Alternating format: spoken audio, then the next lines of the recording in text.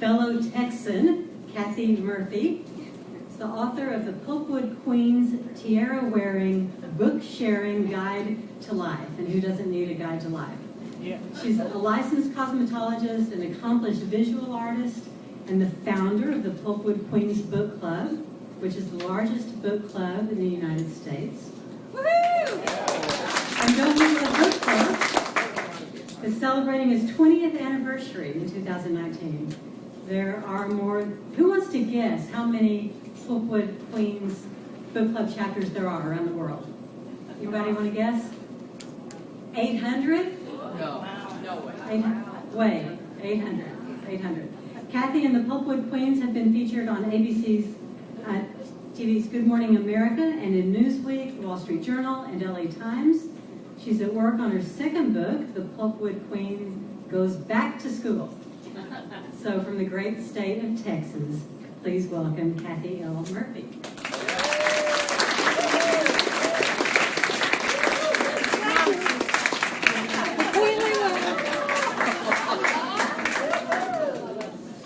Tiara wearing is not just a metaphor. It's a thing. Practice your waves, girls. It's a thing. All right. And in conversation with Kathy, writer and interviewer Casey Coars is the host of the Casey Coars Show, launched in 2004 and featuring interviews with more than 100 accomplished contemporary authors, including Michael Connelly, James Lee Burke, Lee Child, Alice Hoffman, Harlan Coben, Jeanette Walls, and David Baldacci. How's that for a nice lineup? In 2008, Casey left his job as a stockbroker and moved to Orlando, Florida, where he began a new career as an English teacher. Thank you for doing that. His first book, A Celebration of Words, is the result of his lifelong love affair with books and words, I suppose. Since then, he's published a series of essays and literary interviews, including his second book, Another Celebration of Words. Proceeds from his books and essays support literacy programs in Central Florida. Thank you for that. And I just learned, as it turns out, Casey and I share a love of Guatemala, but his Spanish is better. So please welcome Casey Coars.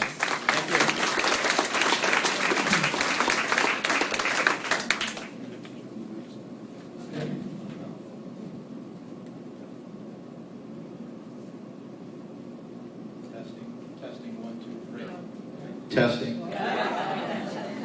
Retesting. Testing. All right. I can't tell you how happy I am to be up here with Kathy. I love her book, The Pulpwood Queen, tiara-wearing, book-sharing guide to life. If you're looking for lists of books for younger kids to read, young adults, it's a great book for them. Okay? We've been friends since 2005. She called me and said, you want to come to Jefferson, Texas and interview Jeanette Walls, who just read The Glass Castle. And I said, well, I think this is a trick question, because yes, I want to interview Jeanette Walls, but what's the Pulpwood Queens? And so I'm going to ask you first, what's the genesis of the Pulpwood Queens, the name? Okay. So when I lived in Jefferson, Texas, when I first moved there, you know, I had all these careers, and I was a book publisher's rep, and I lost my job because all these big box chains started moving into my territory of Oklahoma, Texas, Louisiana, and Arkansas. So I didn't have a job. And I was so upset by it because I learned when I moved to the South that women could do this wonderful thing called a hissy fit. And when you have a hissy fit, you can take to your bed, which I think is a marvelous invention by all Southern women.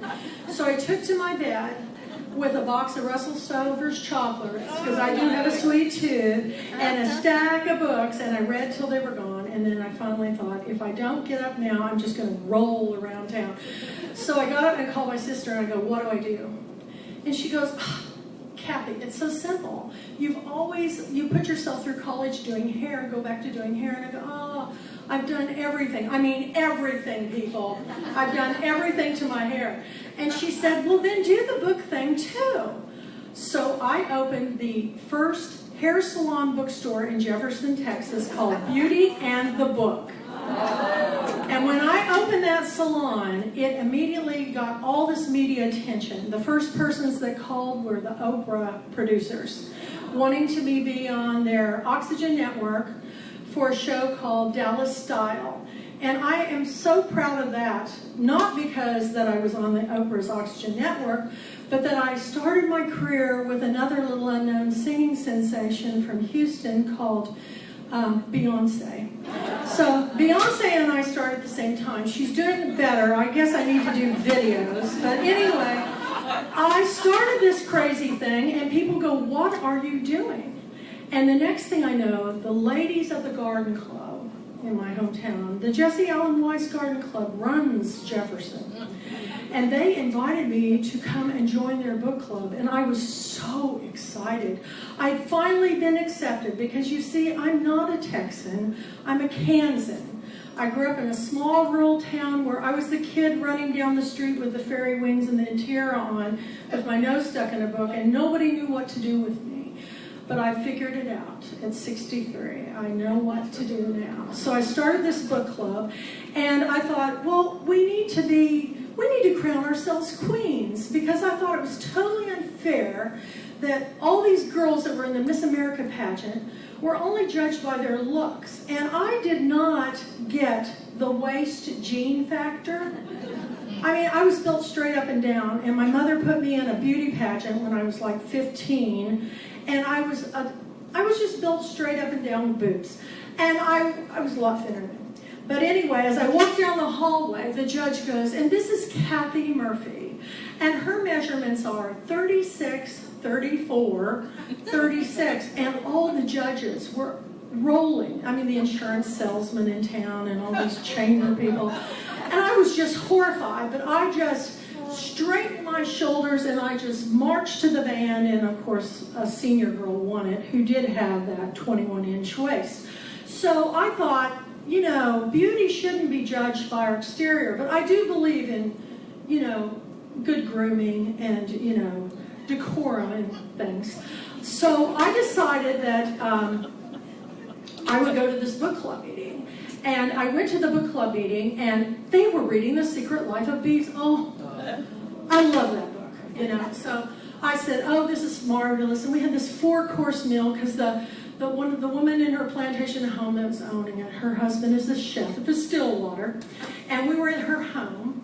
And anyway, we moved after the discussion into the parlor for cordials and discussion. And I was in my element, because there's nothing. You get me in a corner, you're going to be talking about books at one time or another, or Pat Conroy, one of the two.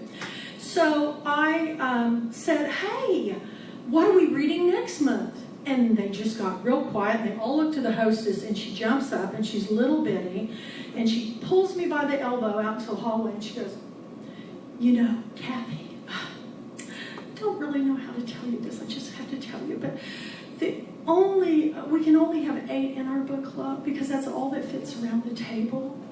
And she goes, and as a matter of fact, unless somebody dies or moves away, that's the only way you could be included. So, sorry, you're just a guest. Has anybody ever been blackballed from anything? I mean, I got kicked out of Rainbow Girls for wearing bobby socks with my sandals, because only Rainbow Girls wore pantyhose. I didn't know. I was in the 7th grade. But I'm going to tell you, I am a champion for the underdogs and for the readers, the quiet people with their nose stuck in the book, the ones that don't always fit into those social mores. And men, you're in it too. Timber guys, he's a timber guy, because the funny thing is, when I came up with the motto, where tiaras are mandatory and reading good books is a rule, is because we're beautiful within, because we're readers. You know that. That's why you're here. But the guys came up with their own motto. I said, what would you like your motto to be? When they go, well, Pulpwood. Pulpwood was the industry of the town and the county I was in. We had an international paper factory. You guys know about paper mills. And I thought, well, paper's made into books, books made into, but we don't read pulp fiction. We are reading some good books, And so I said, we're going to be the Pulpwood Queens. And they go, well, if we're going to be the Timber Guys, we've got our motto. And I go, what's that? And they go, got wood. And I told this on Good Morning Atlanta. I was on there with the mayor's wife. And this guy that was interviewing me and this woman, their mouths just dropped. You could hear all the back people, the cameraman's drop. And they had a commercial break, and when we came back, he came out and he had a 2x4 and he goes, got wood! Make me a timber guy. So that's the Pulpwood story, and that's where it all began with 6 complete strangers. I invited all my friends, all my clients in my hair salon, and 6 complete strangers showed up. And I've learned something very quickly. When you join a book club, I hope you're listening, and if you're not in one, join one right away. These will become the best friends of your life. Just like Casey, we've been doing events together since 2005 and sharing each other's stories and helping him getting interviews. I think the last one was Alice Hoffman, who was at our Girlfriend Weekend. So it's all about this community of readers and connections, and the fact that the Pat Conroy Literary Center is doing a book club festival is how we create this community. And I can't applaud him. This is a dream come true for me because I have so many stories. I have so many stories. I hope you'll read my book, but I'm going to let Casey talk for a little bit. I told my wife Sharon, who designed this shirt, I said, this is going to be the easiest interview I've ever done. I'm going to ask Kathy a question, and I'm just going to sit back. And I told her, I said, I'm going to blink my eyes at you at some point in time if I need you to stop so I can ask you a question. I said, I'll blink my left eye. I didn't see it. Now, because you know what, it was a great answer. I've learned as an interviewer, people aren't interested in what I have to say. They're interested in hearing what Kathy has to say. So that takes a certain, I'd like to say humility, but to say it means you don't have it. So, Kathy, Pat Conroy, you have an unnatural affection for his work, which I relate to. I'm that way with Michael Connelly and James Lee Burke. And so what was it about Pat Conroy's work? Because ever since I've known you, you have been a freak about Pat Conroy. Total freak, total freak. #1 fan, I'll take you down anywhere. But no, what happened to me was when I was working as a lowly independent bookseller, as the children's manager of an independent bookstore, I love Southern books because Southern writers tell stories with such detail, and you can taste it, you can smell it, you can feel it. So the first book I read was The Great Santini. And I grew up with a military father and a very unusual mother who was very dramatic and wanted to be a movie star. And so when I read Pat's book, I thought, you mean there are other people that grew up the way I did, with 2 parents that were warring with us and warring with my family. And so I connected that bond, and so it was my goal in life to meet Pat Conroy, and when I did, it changed my life forever, because now I know all the Pat Conroy family. I got to tell this story, don't wink at me. Cassandra King was one of my first authors to grace my doors. In fact, this year it'll be the 6th year she'll be a keynote at my Girlfriend Weekend. 6 times. She's, I think, the most I've ever picked an author's books. And when I had her come, I had no idea who she was married to. She was Cassandra King. Her book was Making Waves in Zion, Now Making Waves, and it was a story about a woman who inherits her aunt's house and beauty shop. Oh my gosh, this is perfect for my group. And so she came, and we're talking, and I think I did your hair, and we're doing things in my shop, and we're getting ready for the book club meeting, and she goes, well, you know, I just married a New York Times bestselling author. And I go, oh my gosh, who'd you marry? You know, and she goes, Pat Conroy. And I go, oh my God. When did this happen? And so I heard the whole story. So anyway, she goes, well, yeah. And I said, well, you know, this is weird. And she goes, yeah, and now we have the same agent. I go, who's your agent? She goes, Marley Rusoff. I go, oh my God. Marley Rusoff used to be the publicist with Bantam Doubleday Dell, and she is the woman that connected me to Pat Conroy years ago, where I got to go. We were going to a Texas Rangers game in Dallas, and then I was going to go to his book signing, and that was the first time I actually really got to meet Pat Conroy. So these connections, and being here today is like the full circle for me. And so when I refer to my family, the Pat Conroy family, I mean, Melissa and Tim, Kathy, everybody, even though I just met Kathy in person, these are my tribe. Because in life, I'm 63 now, I've had some heart problems, and I just lost my best friend to a kidney stone of all things. But what I'm going to tell you is, this is the point in our lives where you need to make decisions on who is going to be a part of your life. And I'm telling you, book club members are the best people in the world, and I'm thanking you all for being here at this festival, and I hope it doubles by next year. But I can tell you lots of stories. I'm a scribe in the Pat Conroy book. They had to cut me like Pat because I wrote a tome, and they said, well, we have like almost 70 other authors in it, Kathy. This isn't just your book. I'm joking. Nicole did not say that. She said, but we did have to cut your story. I go, you just put in whatever you want, because it's my love letter to Pat. And now it is my mission that this is my charity of choice. Whenever I have a birthday or a little extra money, I want to shoot it all this way, because what you're doing here is the best thing that is happening in this country. So,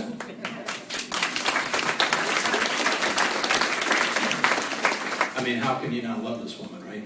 Okay, that passion for books. Kathy and I have both figured out how to make a living promoting books and not making any money off of it. Yeah, which is we really have. Yeah, it's quite an art. Okay, but I want to say about, if you want to have a good time, let me pair my watch here. Okay, in 2005 I went to the Pulpwood Queens, and they had the big hair ball, which is when they put their hair up, and I was bald, and I said, well, can I come?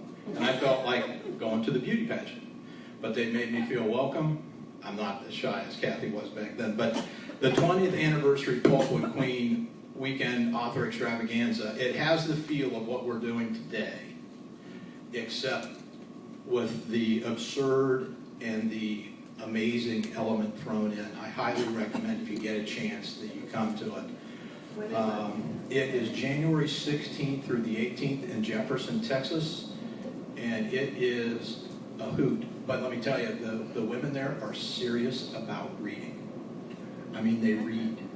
And so to be a Pulpwood Queen and have a book club, when Kathy says what book you're supposed to read, you got to read that book and come. It's not a social event.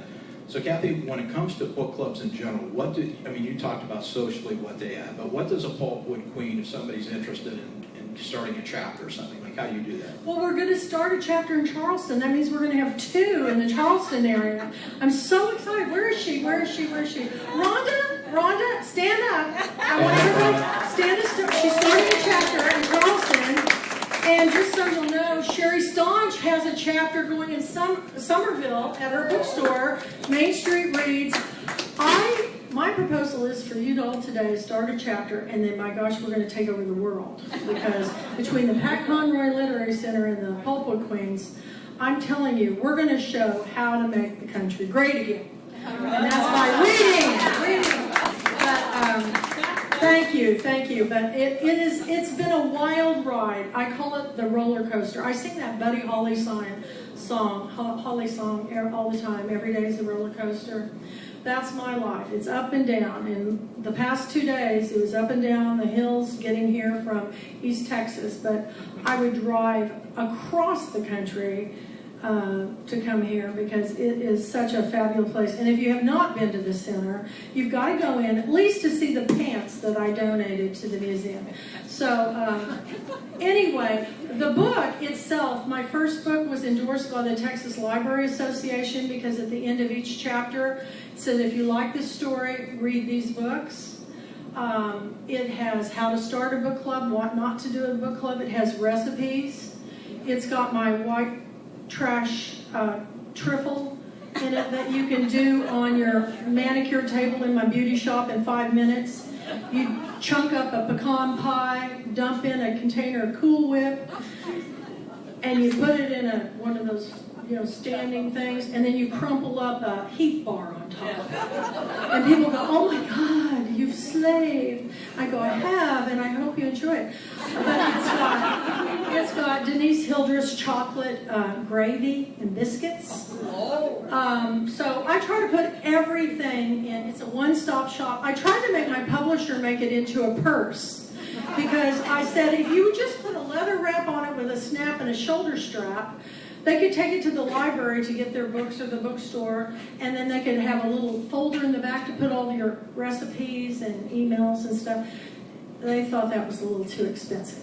So anyway, this is the 3rd edition. It's got my own art because I went through a divorce 7 years ago. It was devastating. They made me sell my shop. Okay, cry. I cried. They made me sell my shop because, everything's divided 50-50. So I thought, what am I going to do? Well, I found out it was take care of my dad, who went into hospice. And after my daddy died, this was my great Santini. I thought, okay, this is it. I'm either going to croak or I'm going to do something about it. So I drove to the University of Texas in Tyler on my birthday, and I said, "Young man, I want to enroll in college." And I went back to school. And that's my next book. Besides, there's another book out there. Maybe one of them has it in their hand that contributed it. But we have a book coming out for Girlfriend Weekend this year called The Pulpwood Queens Celebrate 20 Years. And I had a very funny thing happen last year. Nicole Seitz, who's from here, did the cover. And Jonathan did the afterword. And it made me cry, I have to tell you. Made me cry. But Robert Hicks did the introduction, and I did a little tribute to my best friend, Tawana, who was my executive director. But it was a love story to go out to celebrate the 20 years of us being the reading. But after I read the stories as they came in, I realized it had a bigger message. The message is that reading changes your life forever. And even if you're not a reader, you hang out with me for 1 hour, and I'm going to find a book for you that you will not be able to put down. I guarantee. And so this book is coming out. It will be out December 1st. You can order it online, so you can be one of the first to get it. But it's got stories from all the Pulpwood Queen authors, Pulpwood Queens, but it began because a girl came to my weekend, an author originally from Memphis that lived in California, Claire Fullerton. You've got to remember this name. Claire came and she wrote an article for Southern Writers Magazine on what the Pulpwood Queen weekend was. And I read it and I thought, is this what authors think when they come to my festival? Because to me it's just so normal. And they just go, man, this is unbelievable. And she wrote about it in such a way that it made me want to go to my own event even more. So I asked her, if I put together a book, could I use that story? And so then I sent a message out to all my Pulpwood Queen authors to write a story.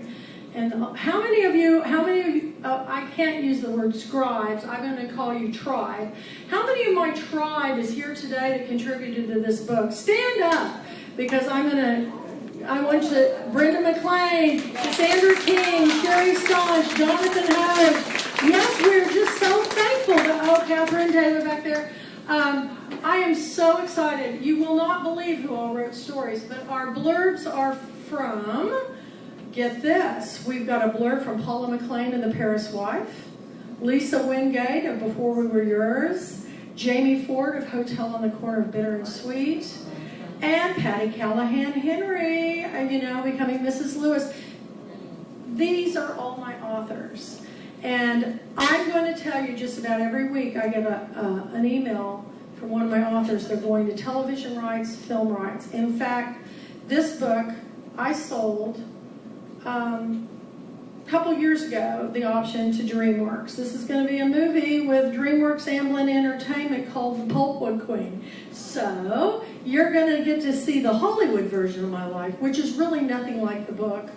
But it'll make you want to read the book more, so I'm really excited about it. Okay, we have another question. No, I'm gonna end us on time, which I've been doing this a long time, which I do. I have interviewed the who's who of American literature. I honestly have. But I sit at the table with greatness. I do. I sit at the table with greatness. Okay. Casey Towers. Casey has had this online presence for some time in promoting authors. I mean, Horton Foote. I mean, good grief. You know, these authors are amazing, and he interviews authors. I can't even get to come to Girlfriend Weekend. So I try to help authors who are yet undiscovered. That's my job. Nobody's doing it. Nobody's helping the first-time, first-book author. But some of those authors have been Elizabeth Gilbert, Eat, Pray, Love, Catherine Stockett, The Help, Jeanette Walls, The Glass Castle, Same Kind of Different, Ronnie Hall, A Dog's Purpose, C. Bruce Cameron, all my authors, and that's how they heard about me, is that so many of my books are going to movies. Why not make a movie about the person that picks them? So it takes a long time to get a movie made, a lot longer time than a book, because both Same Kind of Different and Dog's Purpose took 9 years from the time they signed the option till when they came out. Did you guys know that? Did anybody have any idea? Because every day go, when's your book going to come out? I go, I'm only 3 years out. I got 7 to go, or whatever. I'm hoping that I can go to the red carpet on just a walker and not on a wheelchair. But I guarantee you, my hair will be, as I told Diane Sawyer, higher the hair, the closer to God, and I'm jacking it up to Jesus. On that note, we'll end and we'll start the next panel. Would y'all like a little more? Yeah, me too. Me too. So I'm going to introduce a few more folks that will join Kathy and Casey here. First up, get comfortable wherever you want to be. So first, the woman with the greatest boots in the room. If you're from where I come from, you know those beautiful cowboy boots. Bryn McLean. Bryn McLean's debut novel, One Good Mama Bone, is published by Pat Conroy's Story River Books and honored with the 2018 Willie Morris Award for Southern Fiction. And then the list gets really long. The novel was also longlisted for the 2018 Crooks Corner Book Prize, received a starred review in Book List, was named a 2017 Winter Okra Pick by the Southern Independent Booksellers Alliance, and selected as the 2018 Pulpwood Queen's Book of the Year. Bryn is a 2-time winner of the South Carolina Fiction Project, recipient of the 2005 Fiction Fellowship at the South Carolina Arts Commission. She's at work on her next novel, thankfully, which received the gold medal for the 2016 William Faulkner William Wisdom Novel in Progress.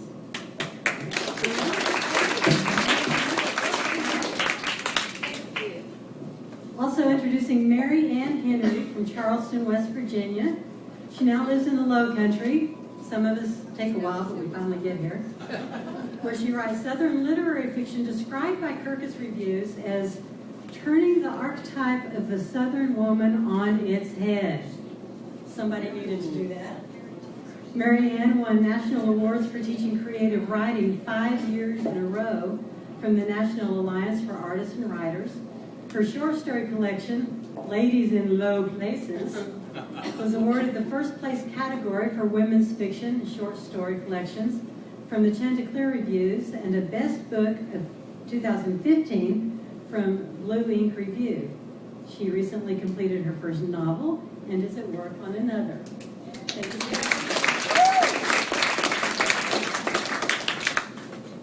Catherine Taylor was born at the Great Lakes Naval Station near Chicago. She spent 30 years in the classroom and had taught in Illinois, California, and Virginia before retiring to South Carolina, where the seeds for a book of her own took root. A true story of grace, resilience, and triumph through divorce, called 2-1, a memoir, follows the unexpected abandonment by her second husband. Today, Taylor remains an avid reader, enthusiastic traveler, and incurable beach lover who resides near Charleston.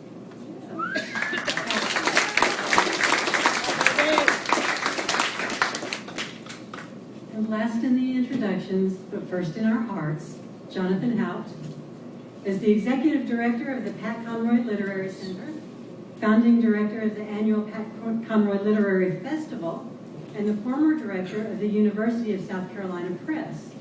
With Nicole Seitz, who we heard about just a moment ago, he is co-editor of the anthology of our Prince of Scribes, Writers Remember Pat Conroy.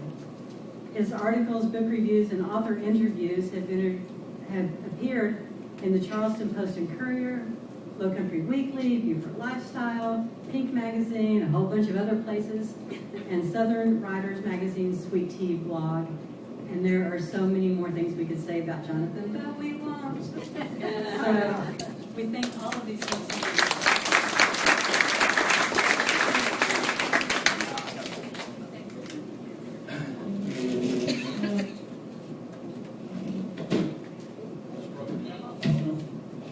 We're not going to get our damage deposit back.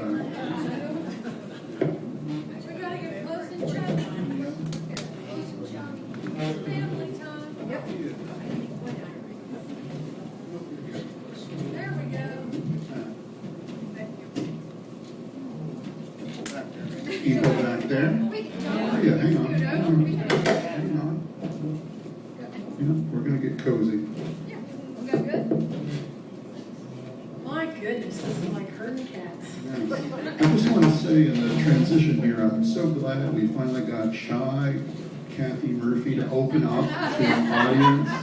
I was so worried, was this going to be a half hour of, single word answers to questions? But no risk of that at all. That was wonderful. Hi, everybody.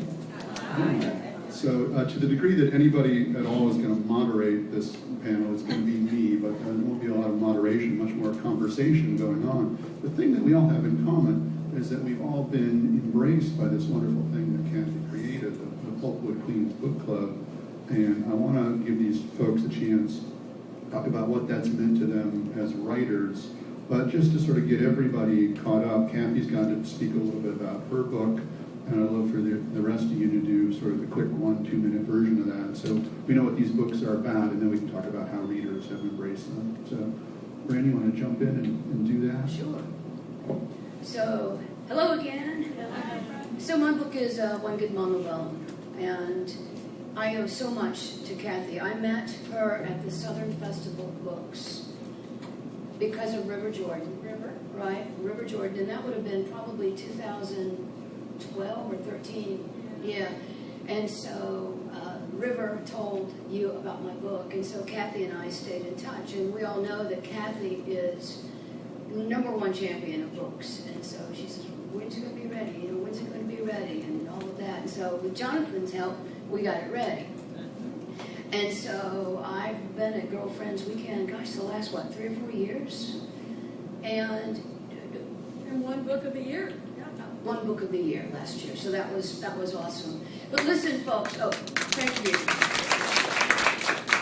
So, One Good Mama Bone is a story of motherhood.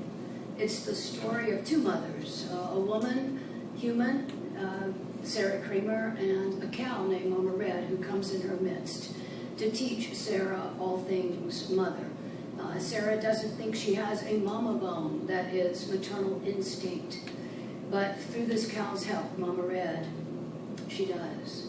The first words Sarah says are, "You done started on your teaching of me with my boy. Can I tell you that, girl? I will know your name.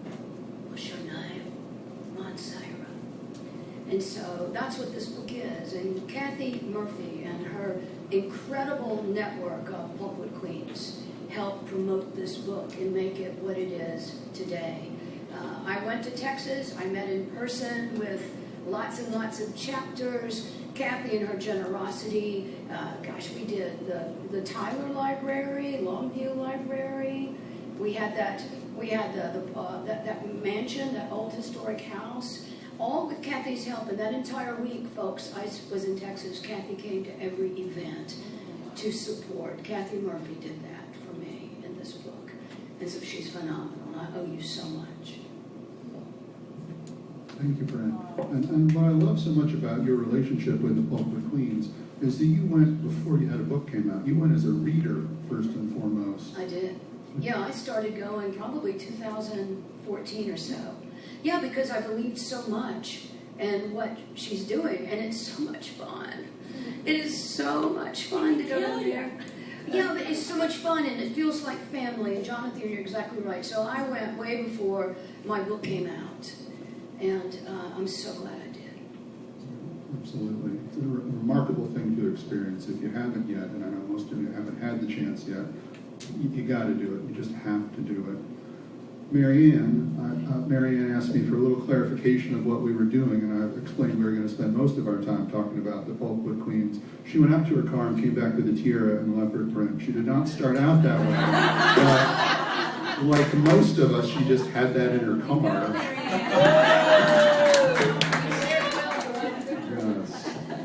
Yes. And cowboy boots. And cowboy boots. I mean, it's Texas. It's Texas. Kathy also refused the Pulpwood Queens. Yeah. I can't wait. I know Jonathan asked us to talk about our books first, and then hopefully I get to jump in and talk about what the Pulpwood Queens means to me. But actually, Kathy accused me of being haunted. No, my book is Ladies in Low Places. They're all female. It's a short story collection. They're all female protagonists, and they all live in the Low Country. That's where it all, no other similarities other than that. They all speak in their own distinctively Southern voice, but they're from ages 17 to 70. And I had a weird experience, which I decided was a purely woman's experience, and which inspired the book. At my daughter's wedding at my home on Folly Beach, my best friend of 25 years' son, the son of my best friend, broke in, no one saw anything, stole thousands of dollars of cash, and we had gotten her grandmother's diamonds out of the bank vaults, the only thing she had of value. He stole everything, it was all gone, we never saw it again. And the next day, my best friend's lawyer said, "You can't talk to her." And so that ended the friendship. And so I was in a little bit of shell shock, plus I was really tired from being the mother of the bride. And I think I took to my bed. and I wrote the stories I wanted to, but at first I had to go through the shock, and then I had to think, that was such a purely female thing. It's a best friend, when we know what our best friends are, and what we know, how we depend on them. And then it was the mother-child thing. It was my daughter. It was her son. And I thought, I need to write about women and the real things that happen to females, and then how we respond to them. And of course, I made them all have to rise above. and so it's some of it's serious, a lot of it's funny, and it's anything from losing your virginity to rape, to being a teenage pregnant mother, to your husband moving out of your house and building a tree house in the back. He doesn't have the nerve to divorce you, and then somehow they make that work. So anyway, that's Ladies in Low Places, and thank you.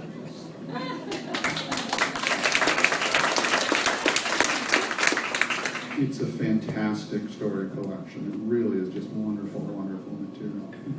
Brave book, too. Speaking of brave books, hi, Catherine. You also have a brave book. You want to tell us a little bit about 2-1? Sure. Thank you. My book is 2-1. It is a memoir. It is brave. It is my personal account of an unexpected betrayal and loss.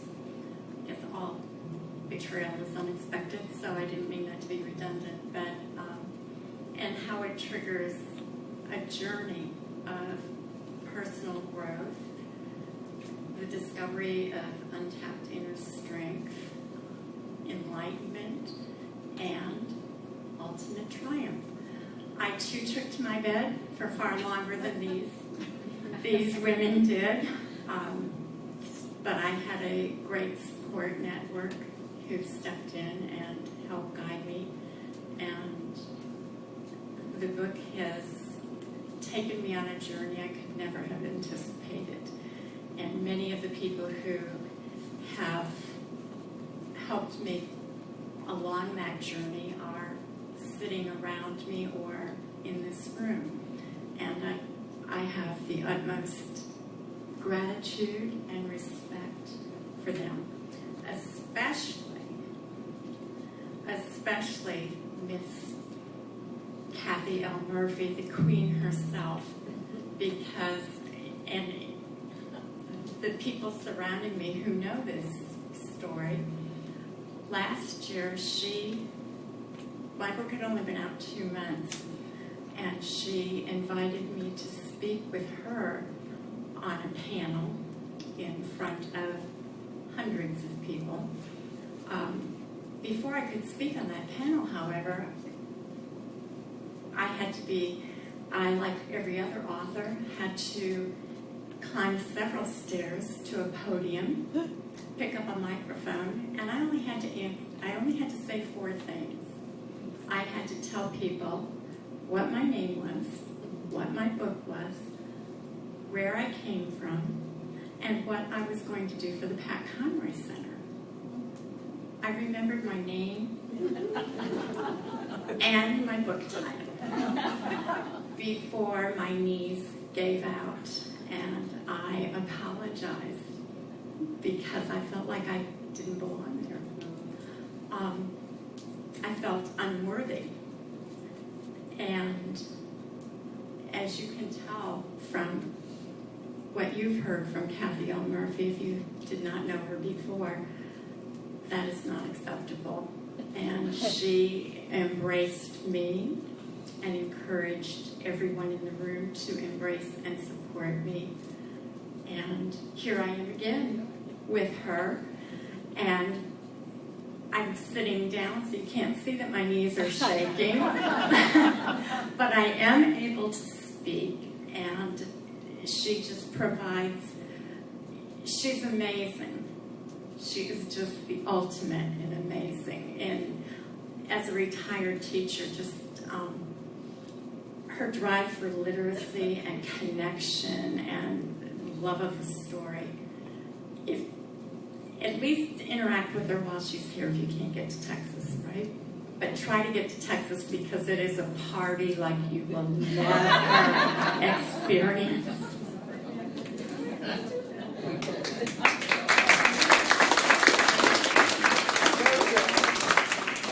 It's because of the Pulpwood Queens, because of Girlfriend's Weekend, that I got to know about you and your book, and discovered it's not a book I would have been drawn to otherwise, but I read it and I was so moved by it. I had the honor of reviewing it for the Charleston Post and Courier, and as I said in that review, above and beyond the bravery of Catherine's own story, it's also a really wonderful model of what writing as healing looks like, what we all try and get to when we sit down as writers, that sort of moment of transcendence and redemption that we're writing toward. Catherine did that first time out, the first book. It's really beautiful in that way also.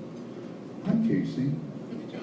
This guy is an incredible author, interviewer. If you get a chance to go to his website and listen to those interviews, they're just remarkable in every way. Not just in terms of the people that he's gotten to know and the people he's gotten to interview, but the way that you just take command of the story and get to the heart of it and really celebrate not only the writer but the reader in these conversations. Tell us a little bit about how and why you do that, first of all, but then how it led to 2 books also. Thank you, Jonathan. First of all, we have a round of applause for Jonathan. Yeah.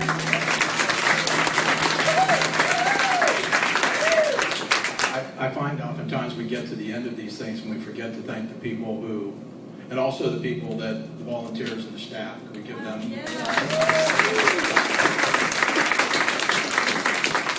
I'm having a lot of trouble with this chair. And the mic. I'll get on this side, like I'm interviewing. About 15 or 16 years ago, I studied with Ernest Gaines, who wrote A Lesson Before Dying, and he and I became friends. And he told me, he said, Casey, you're a very talented writer. And I realized I was, but I was a better reader than I was a writer. And most people don't want to admit that. Everybody wants to write a book. So I took this gift that God gave me to read, and I just started interviewing authors. And I started a website where the Casey Cohart Show, and here's where God's grace comes into my story, is the first person I interviewed was Andre Dubus III, who wrote a wonderful book called House of Sand and Fog. I was very good friends with his father, Andre Dubus, who was a short story writer. I corresponded with him for about 20 years before he died. So I called Andre from the University of the South, and he answered the phone. In the first interview, I said, welcome to the Casey Cohart Show, Celebration of Words. I don't know where Celebration of Words came from. I didn't know then, I don't know today. But I know that about 14 years later, I wrote a book called Celebration of Words. And then I wrote another book, and lacking creativity, I called it Another Celebration. And yet another celebration of words to come. Yeah, the third one's going to be a celebration of mysteries. I'm really shaking the world up with that, the third one. But no, it really comes from a love of reading. I love reading the books that these writers write. That all of the, and then as time went on, really, I would interview. I was telling my wife Sharon, I said I'm reading Tim O'Brien's new book, which comes out on October 14th, and I'm just blessed. The last 14 years, every book I've read, I've interviewed the author who wrote it. And sometimes it feels like a penance, but then most times I realize it's a blessing, okay?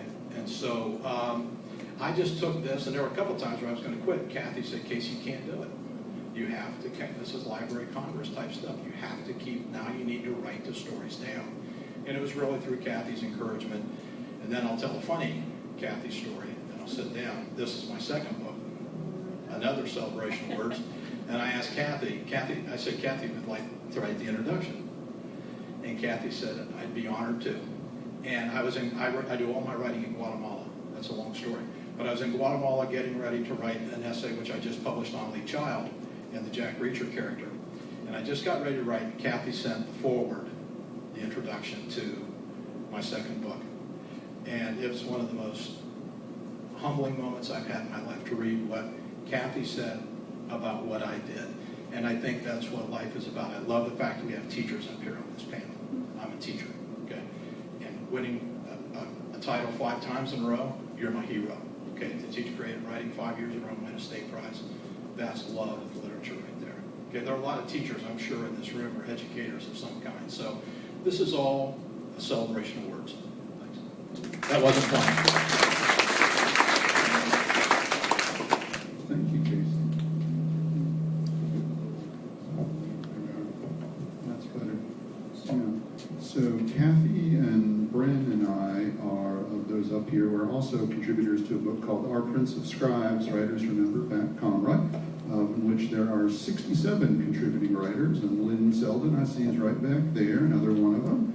And Cassandra is in the book as well, with an afterword. And Stephanie Austin Edwards, right back there, is also in it. And I'm not going to say any more about it because we have all of tomorrow to talk about that in an event that we're doing at 5 o'clock at Hilton Head First Presbyterian Church. But that too has been a Pulpwood Queen selection, and part of what let me go to Girlfriends Weekend this year was a fantastic. I got him hooked. No, very much like Casey, I was resistant to the idea of going, and I Most guys are. Yeah, it takes a Until they while go. for us. It takes a while for us, but then we go and we just want to go back. It's just such an amazing experience. And all of us up here are part of this other book that Kathy has mentioned several times now, the Pulpwood Queen Celebrate 20 Years, and it's been an absolute honor to be part of this collection as well. Your selections for the Pulpwood Queens are so inclusive. You've got folks who are New York Times bestsellers, movie deals, and you've got folks who are self-published, first time out of the gate. It's everybody. You're not looking for fame. You're looking for quality. And that's what I think the readers, the members of the book clubs, so value about that. So I'd love for you to speak just a little bit about that selection process and sort of what guides you. Well, it all goes back to that book club. And I will let you know that all of those, when we went on Good Morning America, joined my book club and were there to be on camera, all of them, every single one of them. And one died, and they still haven't invited me back. But anyway, the reason why we're inclusive is because if you've ever been in a situation where you felt like you were unaccepted or not wanted, that is a horrible feeling. And I don't want anybody, everybody in here is my new best friend or old best friend. You're my best friend. You can email me, talk to me anytime. Because if we don't start joining together and holding hands and sharing our stories, that's really what's going to change the world. Get out and drive. I drove all the way here, met some fabulous people along the way, some real characters. And we stop everywhere. You know, we stopped at the peach place to get the peach shine. We do all the highbrow things on the road. But inclusive is a very important word to me, and it infuriates me that if you're not published by the Big Five, your work does not count. Getting published by the Big Five today is all about celebrityism and how many people follow you in your fan base. It has nothing really to do even that much anymore with what you write. It's just whether you've got the numbers. And to me, it's all about the story. So if somebody sends me a book like she sent 2-1, I love this book so much. I love all these books so much. And they spoke to me, and I said, who's publishing these books? I thought, you know, if Harper Lee had written To Kill a Mockingbird today, would that have been published? It could have been just tossed aside. So. And I know the books that I'm picking are working because they're winning so many prizes. I mean, look at Jamie Ford and Lisa Wingate and some of the authors. Melanie Benjamin came to us for a little book called Confessions of a Supermom, and now she's like a mega, you know, big-time writer, and Paula McLean. But the bottom line is, it's not about who publishes you, people. It's about the book. And I read the book, and you cannot pay to let me pick your books. I want you to join my book club, so I know you're interested in being a reader. But I read every book that's sent to me, and you can read my guidelines on my website, thepulpwoodqueens.com. But that's really important to me, and it's also really important to me that people support the Pat Conroy Literary Center. There's nothing I know of, other than the program Marley Rusoff started in Minneapolis, The Loft. There's no other program in the country that is doing, do you know how lucky you guys are? You are the literary epicenter of everything that is happening for educating people on reading. And I would drive, I'm serious, I would come as far as it took to get here because every day I go, how is he doing? I saw his shirt just sopping wet this morning. And I said, how are you doing all this? You guys keep him alive. Because, I mean, I don't know what you can do. Bring him a casserole for him and his wife and all his cats or something. You know, do something to help this man out because he's so soft-spoken and humbling. And, I mean, I left my raincoat in his car and he ships it to me. And I'm just going, you know, who does these kinds of things? He's doing things that are well beyond the call of the job. And Cassandra is right here. I'm telling you, she is the #1 most selected book club author. And this was before I knew she was married to Pat Conroy. She was published by a very small publisher at the time. And I just keep having her back and back. And through Cassandra and Pat, I got to meet Doug Marlette and Bernie Shine, and you know, just all the Janice Owens, all the wonderful body of authors, and they're like my family. But you can be like my family too. I mean, we've got girls that they've been to Girlfriend Weekend. They know what it's like. It's pretty fun, huh, girls? Yes, it is. Yes, it is. Their eyes were just gigantic the whole time, like, oh my, bring your cameras, that's all I got to say. We're having a Dolly Parton look-alike contest, so you know it's going to be crazy. So, inclusive.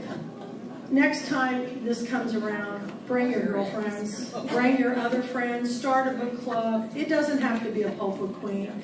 Just get together with your friends and, you know, call Cassandra and say, hey, we want to read your book, can you come? Or all these authors will Skype and FaceTime, and I learned a new technology, Zoom. I just did this program with Ollie out of Decatur, Huntsville, Alabama, where it's at a college, and they bring in authors to talk about writing, and I just did a 2-hour interview with Betty Hunt-Coble. Betty's class, right? Yeah, and so, but here's the thing, it's the circle of life. I feel like I should hold Jonathan up to the pup and the Lion King or something. What's that song they sing?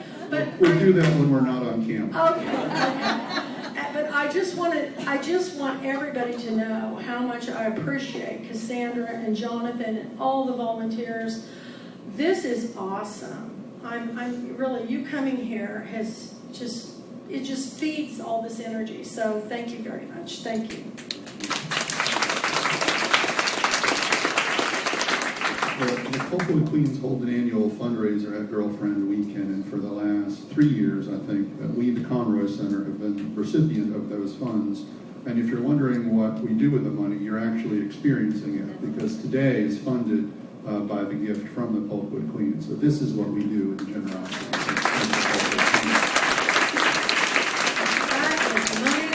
I think we raised over $6,000. That was a nice amount. Yeah, we're really excited about it. But the authors donate a signed item.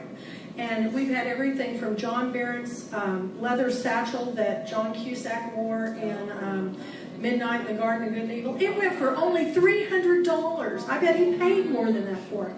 But Pat Conroy's pants went for $1,000. He took them off.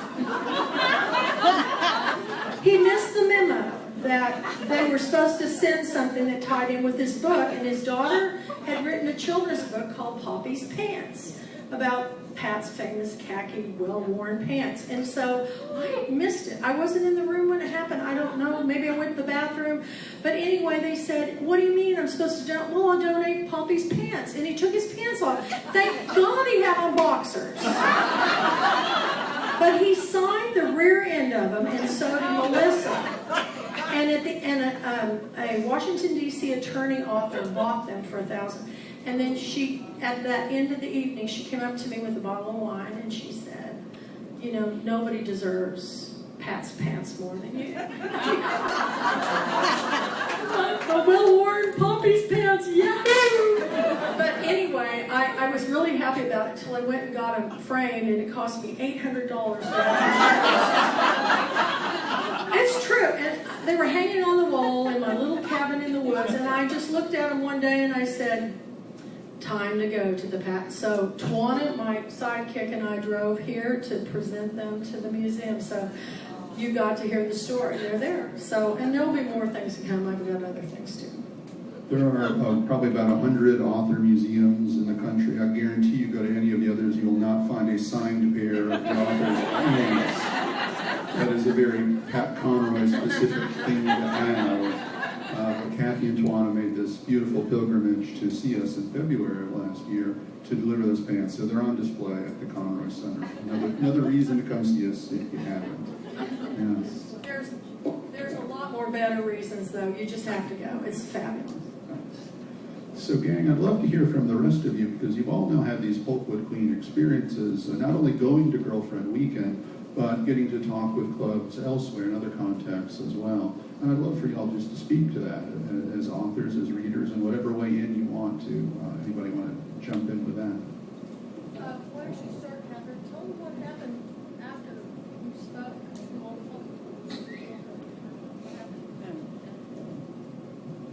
After I spoke at the Pulpwood Book Club Queens Convention, my life changed. And it changed more than is shared in the book. But I don't want to say that I'm a different person, because I'm still me. I'm certainly an enhanced person.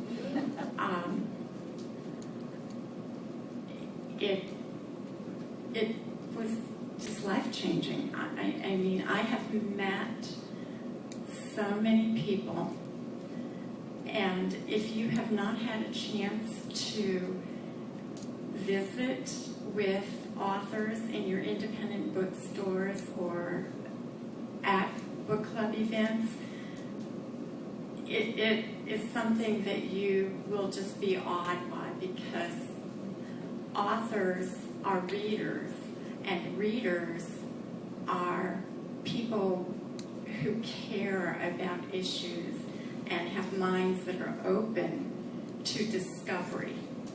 And so to be able to walk in that world has just been phenomenal. And the book clubs, I'm sure everyone is going to say the same thing about book clubs, but book clubs are fabulous. There is nothing better than meeting with 8 or 10 or 12 people who have really read and thought about what they're reading and provide insight. I know one thing that happened to me at a book club event, which will always stick in my mind. 2 - 1 is not the original title of my book, which is often the case, but I didn't know that because I was a first-time writer. It had a different title, and that title was pushing me towards the writing of the story. And so we discussed that one time at a book club, and these very savvy women said, well, 2 - 1 is far better. It's far better than your previous title. And of course I asked why, because I'm still attached to my original title. But they said, because 2 - 1 puts you as a proactive participant in your story, instead of being a reactive participant in your story. And I thought, wow, aren't you smart? And it's changed the way I thought about my own book since then. But it has, like I said, this woman changed my life. What she changed was, she didn't change me, but she changed how I thought about me as the person who had their name on a book. She made me understand, and she stated it very clearly and publicly, that I was an author, I had an important message, and I was equally valued as Cassandra King, who has dozens of books. It didn't matter if you had 1 or 100, it mattered what your story was. So again, thank you.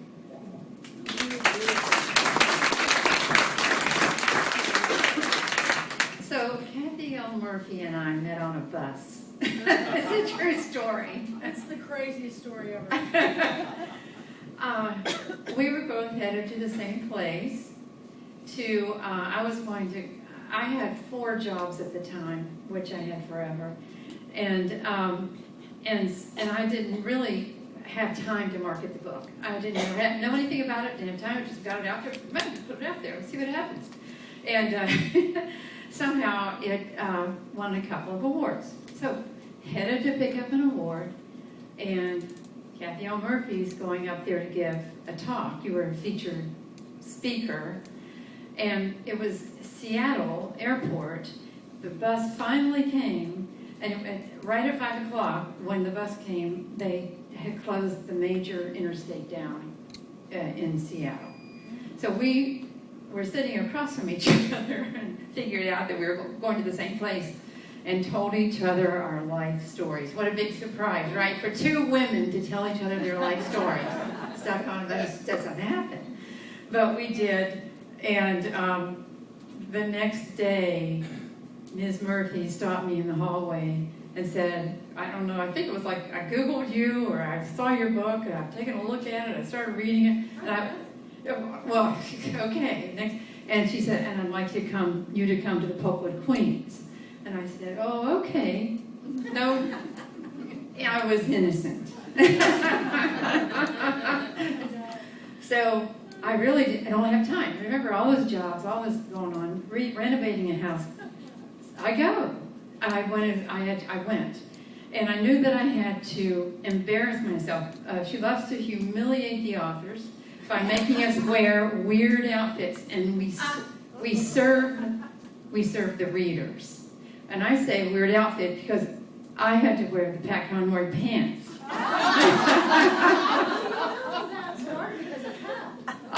Right. I do not rock that look. No, like I had the hat on, I had look at mom pants on me, and the Oxford button. I had the whole look on. So anyway, but I'm giving you a hard time because she knows I love her. You have to experience. I want to talk a little bit about that. Going to that weekend, you have to go. You can't. Nobody can tell you about it. So it wouldn't have done anyone any good if I had no idea what I was in for. You experience it in layers. Would you agree? Because I see two of my fine friends I met there. And Kathy's the other generation. And bring an extra suitcase for the books you're going to buy. Oh, yeah. Oh, sorry. Yes. Oh, you'll go broke. But it's so much fun to do it. Bring a credit card with somebody else's credit card. Yeah, rob a bank. So you experience it in layers, and it starts to dawn on you that as an author, you're in front of these hundreds of voracious readers who are serious. And then you think, whoa, because it's a lot. And it's thrilling, absolutely thrilling.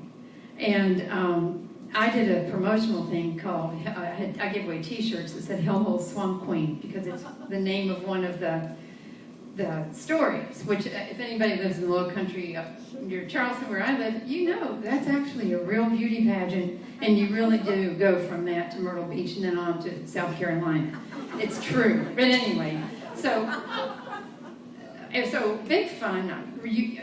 The readers, I can only tell you that readers connect to the writers, to authors, in a way you wouldn't normally, and that happens for authors as well. We get to connect to our heroes. I mean, for me to meet Alice Hoffman, I almost fell to my floor to bow down. I met Caroline Levitt, who is New York Times amazing, and we turned out to be friends, and she's been really helpful in guiding me as I'm working on this new novel.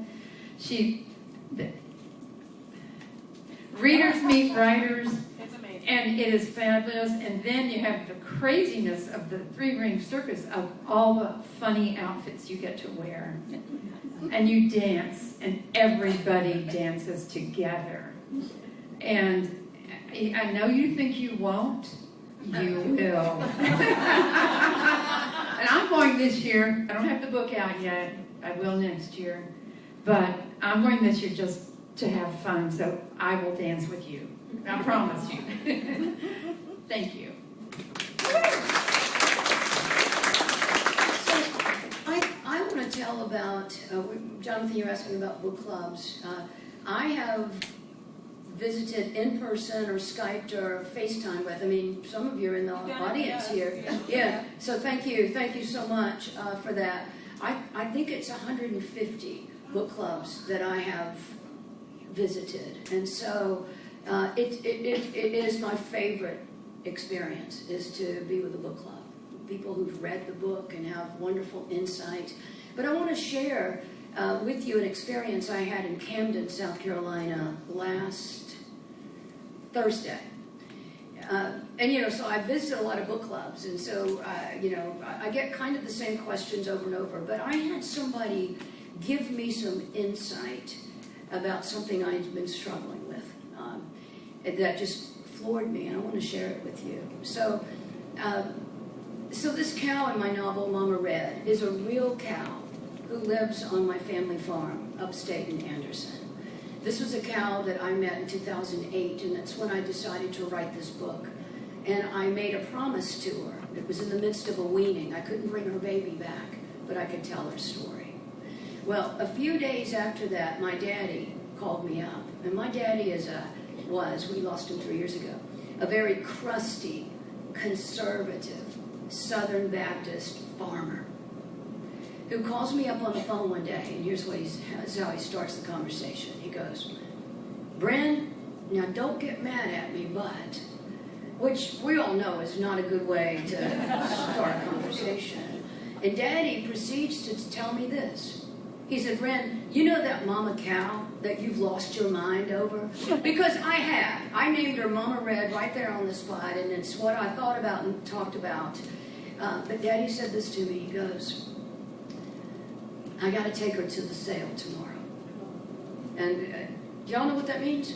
Yeah, it's not good. I just said, "Daddy, no, you cannot.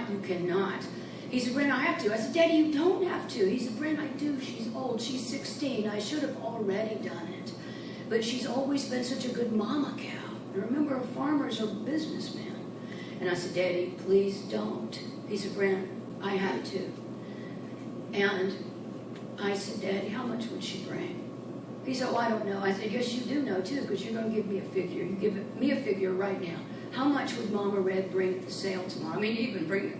Say those words out loud now, gets me. But he said, $1,000. And you all repeat with me, because my words were, "The check is in the mail." So I bought Mama Red from my daddy. And Mama Red is still alive today on that same farm up in Anderson. Yes, she is. In 2016, she's 29. Yeah, she is. So anyway, I've struggled with that. I have struggled with that story that Daddy was, all that. So I'm telling this story in Camden last Thursday. And this woman sitting to the left of me, her name was Lucy. I'll never forget her. She said, "Rand," she goes, have you ever thought about the fact that your daddy called you and told you before he did it? Why did he do that? What if he just done it and you didn't get any kind of opportunity?"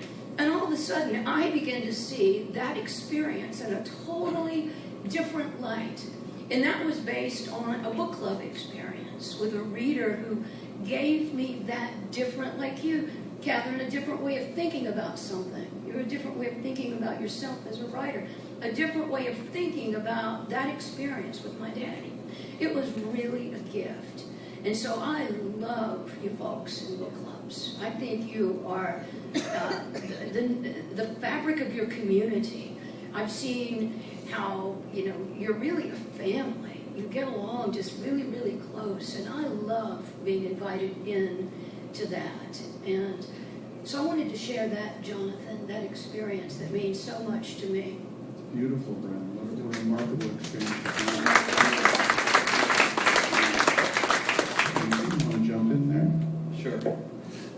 I've never Skyped with any book club, so if anybody ever wants to, I'm available. I actually don't know how to Skype, but my wife would be able to show me how to do it. Are you going to be wearing that shirt? Is that for a guarantee for the Skype? Yeah, I'll put the shirt on.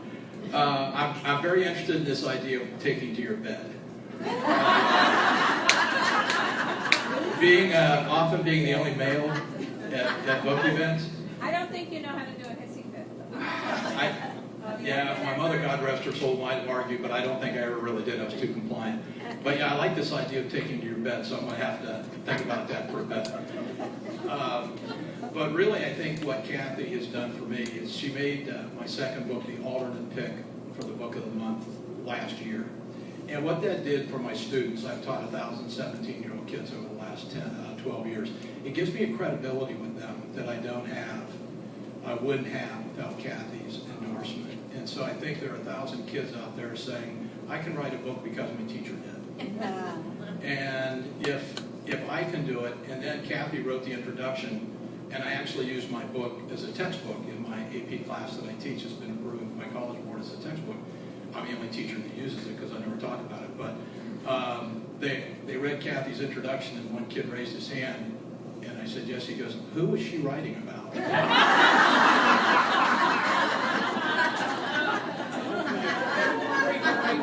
Yeah, and I said that would be me.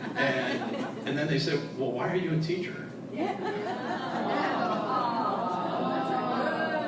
But you know what? Those are your paychecks as a teacher. When you realize that kids look at you and realize, I can do something different. Maybe there's more to money in this world.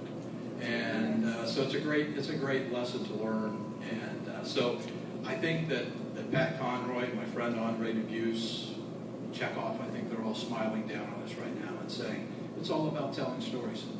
It's all about telling stories. That's what novels are about. That's what poetry is about. It's about telling stories to each other.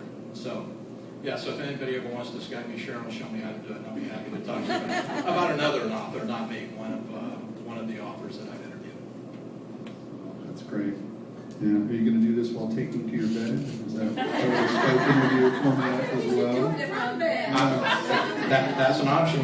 That's an option. That would be the second day of my taking to my bed. Yeah. I'll wear my Scarlett O'Hara t-shirt. You know, that could actually be a great tour. You could go taking to my bed, call-in book tour. There you go. We just came up with it here. Yeah. Kathy helps me again. I think it's a great idea. I can't tell you how many people I've Skyped with have been in their pajamas. So they go, because different time zones and things. But yeah, but I did want to tell one last story. The reason why we have an author dinner, and we also have a silent auction. All the authors sign something to go to the Pat Conroy Center. But the author dinner began when Janice Owens had her Cracker Cookbook come out, and they came up with this idea of, I think it was Pat, I'm not sure if it was Janice, but they said, why don't you have the authors wait the table? And if you've ever been to Jefferson, Texas, there's a wonderful historic hotel who I'm actually doing a fundraiser for at this year's Girlfriend Weekend called the Excelsior Hotel. It's the oldest hotel west of Mississippi, and it's run by that garden club, the Jesse Allen West Garden Club. I'm doing a fundraiser for them because they do good work. But anyway, Pat said, yeah. He goes, we'll serve the food, and Janice will cook it. We had like 65 signed up for the dinner, and that's all the grand ballroom really holds in the hotel. 120 people showed up. We got them all in. Janice keeps adding more stuff, trying to cook stuff up for this dinner. But Pat comes out, and I had aprons made. And I'll never forget my Pulpwood Queens they're called the Roaring Red River Girls of Boston, Texarkana, and Hooks, Texas. We're sitting at the table, and Pat walked up to him and he goes, would you like some sweet tea or some unsweet tea? And they just went, and they just froze. And somebody took a photo. And I mean, they were just like incredulous. And he went around all night long just pouring tea. And by the time it was over, everybody was like, the authors waited on us, and I thought, what a great idea, let's do it every year. And so we do it, and now I make them dress up. So the year you came, I had them dress all up like Pat Conroy because we lost Pat, and I wanted to do this tribute, and Cassandra was there, and Janice and Melissa. But this year, we're dressing as lumberjacks because we're going back to our roots of, the timber guys and the international paper. So whatever your rendition of a lumberjack is, that's what you're supposed to go as. And but it's very much the only book festival in the world that I really know of where I make the authors participate in the Dolly Parton lookalike contest, in the great big bowl of hairball contest of who wins the Miss Hairball Queen, and this year it's the higher the hair, the more you'll win. And it's leopard print and hot pink and bling is our theme. So, let your imaginations roll, because it's take it to the limit is the thing. So that's all I have to say. Back to you, John. So you all want to go, right? Yeah. See, of course you do. Rent a bus. Yeah, question. Yeah. You don't, honey, we're an inclusive book club. All you have to do is go online. My cards are out there at Nevermore Books and my book. Get your card, go to the website, get your membership, and you get a discount, a $100 discount if you're a member. And you buy your ticket and you head to Jefferson. We're 1 hour from Shreveport International Airport, less than an hour, and it's in a very historical town on a bayou. And Jonathan can tell you where he stayed last year. Beautiful town, full of fantastic bed and breakfast. I stayed where Pat had actually stayed at least one of the times he visited, the House of Seasons, which was incredible to experience. But there are no bad B&Bs in Jefferson. We're the bed and breakfast capital of Texas. It's remarkable. We do want to take some more questions, but right before we do that, sort of as the 2-minute warning, let me just sort of share this about my own experience having gone last year. Kathy was very gracious to give us not only a time for a panel for our Prince of Scribes, but also time for Pat's brother Tim Conroy and I and some of the other folks from the Our Prince of Scribes collection to give a sort of talk about Pat as failed poet, as we say, Pat Conroy as poet. And both of those were very well received, and we got a lot of compliments about that at Jefferson at that weekend. But over the course of the next 24 hours after having done that, I kept getting these Facebook friend requests, and then another, and literally 100 to 150 of them. I thought, this has got to be a glitch. Who are these people? They're all from Texas. They're all from Louisiana. It was the Pulpwood Queens. It was hundreds of them embracing every single author, not just in that moment, not just in that weekend in Jefferson, Texas, but through social media, through whatever mode of connection they can make with you. And I thought, well, 90% of what's on my Facebook feed is just photos of my cats. I don't know why I'm interested in that, and my shoes now as well. Yes. Yes. Yeah. But it's reciprocal.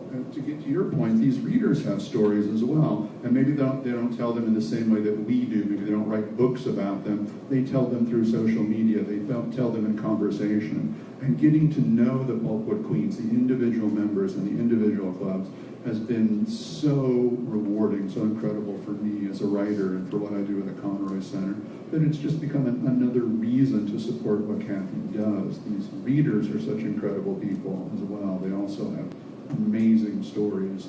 And they're at, not to make generalizations, but many of them are at points in their lives where they're celebrating grandchildren and they're losing friends. They're losing family members. And so you see sort of the high points and the low points of their lives that they're willing to share in this forum. And it's just incredible. They're just some of the most amazing women and men I've ever met in the business of what I do. And I've been doing this for 20 years. So I want to thank you, Kathy, for finally convincing me to go to Jefferson and immerse myself in this world that you run. It's so beautiful, so powerful.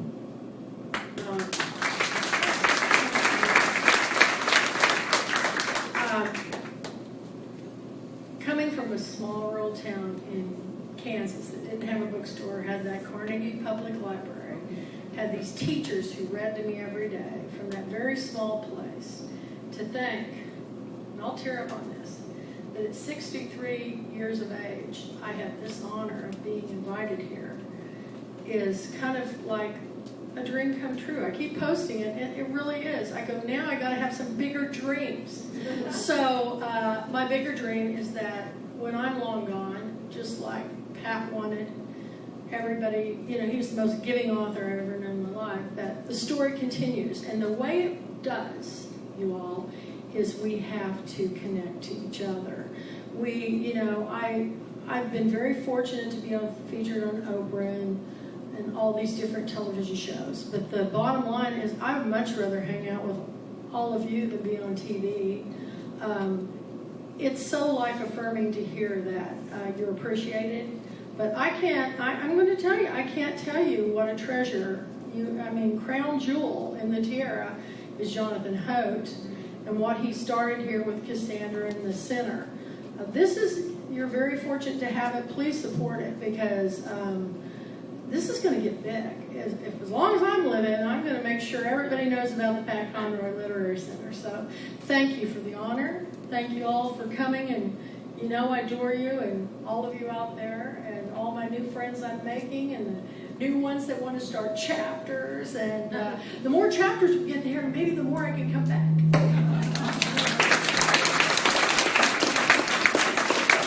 So we've got a little bit of time for maybe one or two questions, if anybody has one for Kathy or for any of the Pulpwood Queen authors up here, and then we're going to hopefully get to sign some books for you all too. Do we have a question from the audience? Oh, right there, yes ma'am. I just this year I self-published a children's book, and it has been very well received. I sold it to individuals.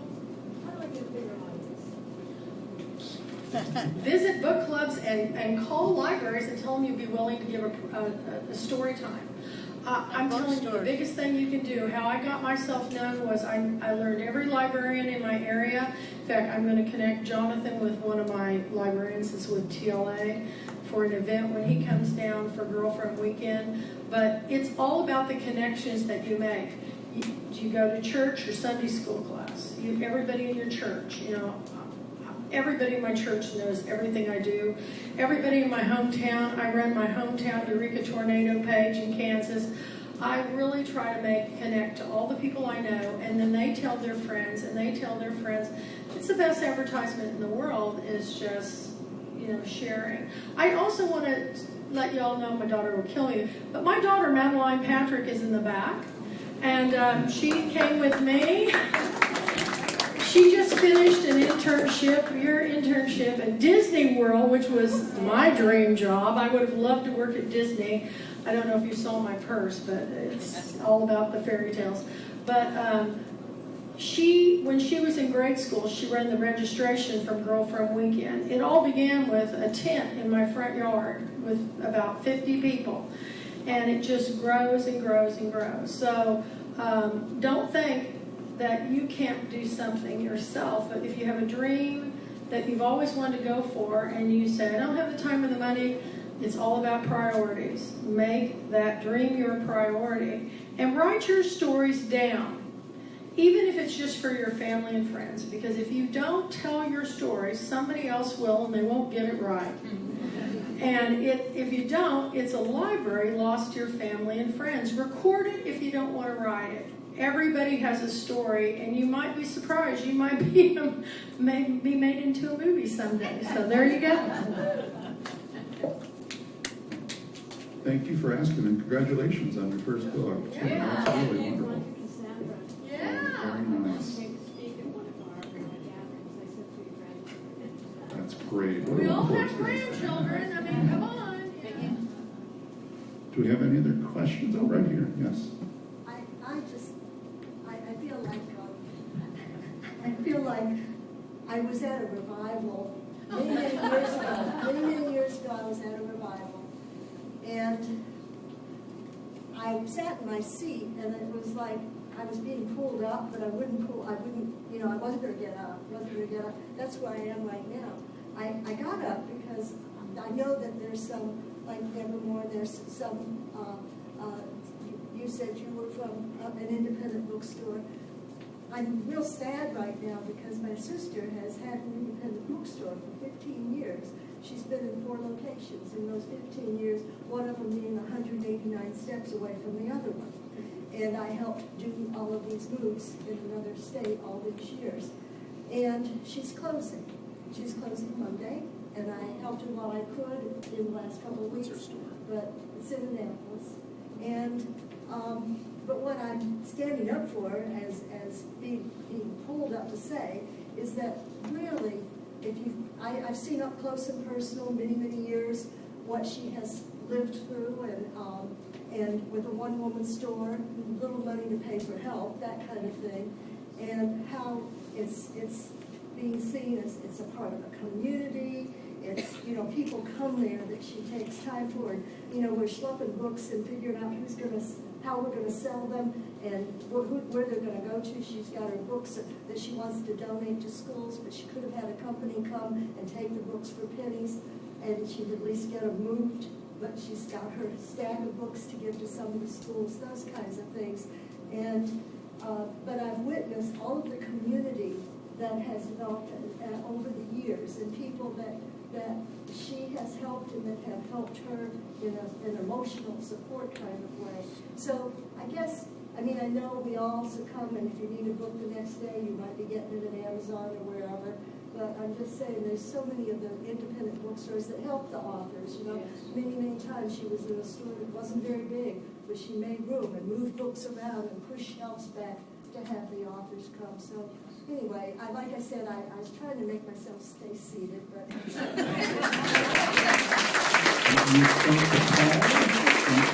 felt the call and you responded. And, you know, we probably never actually said these words today, but what we spent the whole day talking about is something called literary citizenship. And that's something that book clubs do so well, this community of readers and writers, and independent bookstores and libraries, and everything that we do is just a part of that. And I want to thank you all so much for participating with us here today. Tamara, jump in. Yeah. I've got sick. Yeah, somebody else is feeling the call.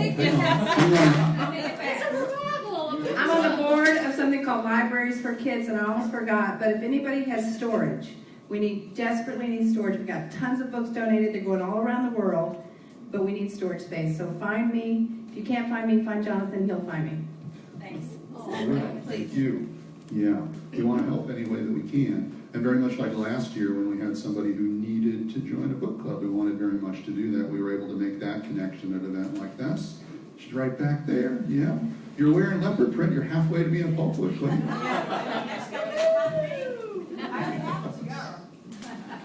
So again, thank you all so much for joining us. Thanks to our volunteers and to Nevermore Books and to our sponsors, Pulpwood Queens, for today. These good folks and I are going to be signing some books. Please come join us out there. Thank you.